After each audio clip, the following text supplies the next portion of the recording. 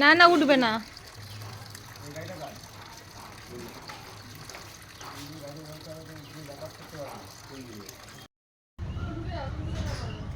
এই যে এই দেয়ালটায় মাল আজকে পড়লো, পিলারগুলোতে এই যে পাথর পড়লো এগুলোকে সাজানোর জন্য। আর দেখো তোমাদের দাদা ভাই গাড়ি সারানোর জন্য দাঁড়িয়ে আছে।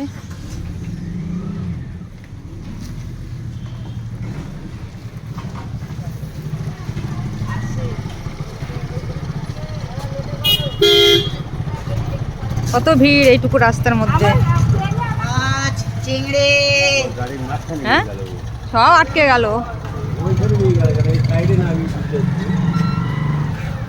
ওই পেছন দিক দিয়ে যাচ্ছে গাড়ি। হঠাৎ করে বাড়ির সামনে ফেরিওয়ালা এসে গেল, আর আমার কিছু দরকারি জিনিস কেনার ছিল সেগুলোও কিনে নিলাম। আর তোমাদের দাদাভাই ফোন পে করলো। আর বন্ধুরা অনেকটা বেলা হয়ে গেছে, এবার আমি রান্নাঘরে যাব। আর রান্না কিছুটা বাকি আছে সেগুলোও সেরে নেব। তো চলো রান্নাঘরে।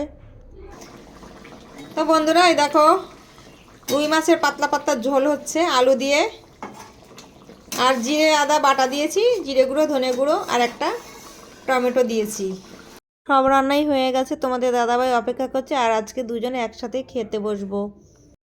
ওপরে কাজ হচ্ছে বলে কেমন আওয়াজ হচ্ছে একটা। ঢেকে রেখে এখন সব সবজিগুলোকে। তো বন্ধুরা তোমাদের দাদা ভাই আর আমি একসঙ্গে খেতে বসলাম। আচ্ছা কি নেবে তুমি? না এখন নুন দাও তো।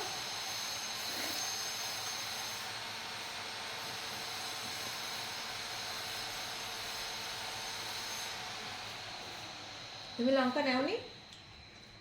লঙ্কা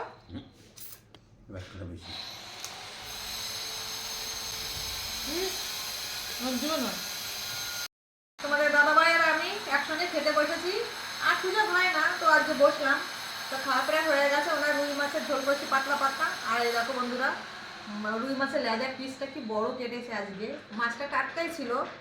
300 টাকা করে নিয়েছে না, 300 টাকা করে। আর ডাল আর বেগুন ভাজা, শাক ভাজা দিয়ে খেয়ে নিয়েছি। এই হচ্ছে আজকে মেনু।